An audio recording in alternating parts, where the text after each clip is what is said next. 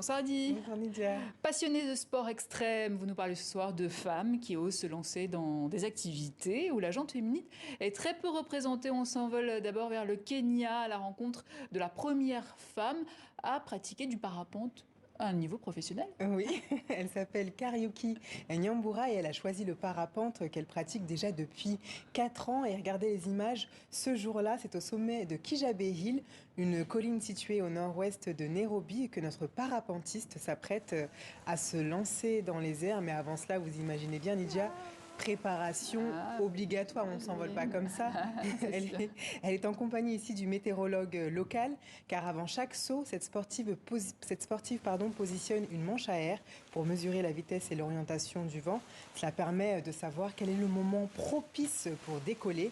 Et là, c'est bon, une fois que la météo est vérifiée, c'est sans aucune hésitation que cette femme se hisse dans son équipement. Et là, on la voit se lancer, se téléporter dans les nuages et... Vous m'entendez? Elle s'envole là à des centaines de mètres d'altitude dans les plus hauts cieux. C'est vraiment une façon pour elle de prendre personnellement son envol, mais surtout de montrer que pratiquer un sport extrême fait d'elle une femme déterminée, mais aussi entreprenante.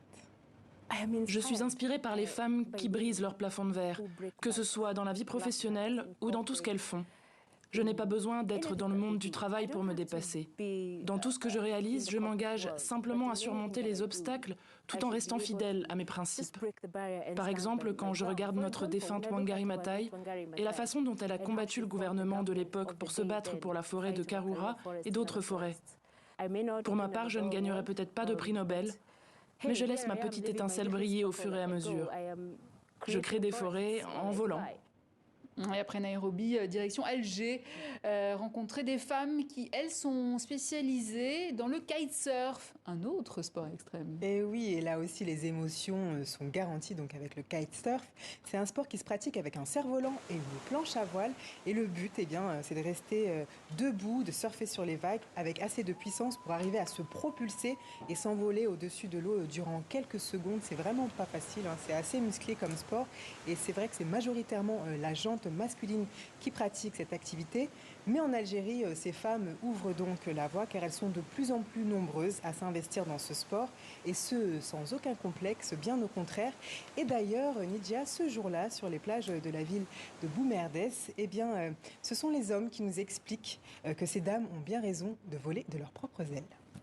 Aujourd'hui, ici, il y a plein de femmes avec nous, des jeunes femmes, des femmes avec un âge un peu plus avancé. Elles sont là avec nous, on les encourage et c'est une famille. Et bien évidemment, c'est clair que casser les tabous à travers ce sport, c'est quelque chose qu'on souhaiterait voir plus souvent et même dans d'autres sports aussi.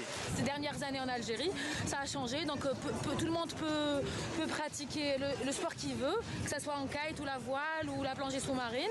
Il n'y a pas de préjugés en tout cas, sincèrement. J'invite toutes les femmes à essayer.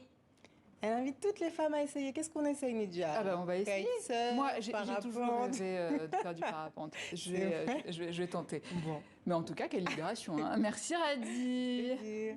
Et merci à vous de nous avoir suivis. Excellente suite de programme à vous tous et à demain.